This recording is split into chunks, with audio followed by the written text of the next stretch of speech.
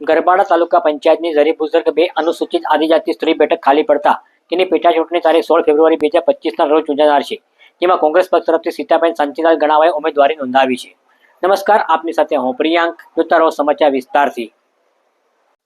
ગરબાડા તાલુકા પંચાયતની ઝરીફ બુઝુર્ગ 2 અનુસૂચિત આદિજાતિ સ્ત્રી બેઠક ખાલી પડતા તેની પેટા ચૂંટણી તારીખ 16 ફેબ્રુઆરી 2025ના રોજ યોજવાનું જાહેર કરવામાં આવ્યું છે.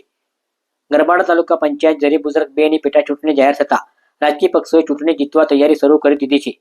ત્યારે કોંગ્રેસ પક્ષ તરફથી સીતાબેન શાંતિલાલ ગણાવાએ તેમના ટેકેદાર તથા સમર્થકો સાથે આવી આજરોજ ચૂંટણી અધિકારી ગરબાડા મામલતદાર સમક્ષ પોતાની ઉમેદવારી નોંધાવી છે.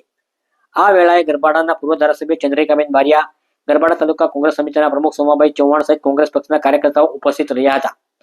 આપને જણાવી દઈએ કે ગરબાડા તાલુકા પંચાયતની ઝરીફ બુઝુર્ગ 2 અનુસૂચિત આદિજાતિ સ્ત્રી બેઠક ખાલી પડતા તેની ચૂંટણી તારીખ 16 ફેબ્રુઆરી 2025ના રોજ યોજાશે અને તેની મત ગણતરી તારીખ 18 ફેબ્રુઆરી 2025ના રોજ થશે.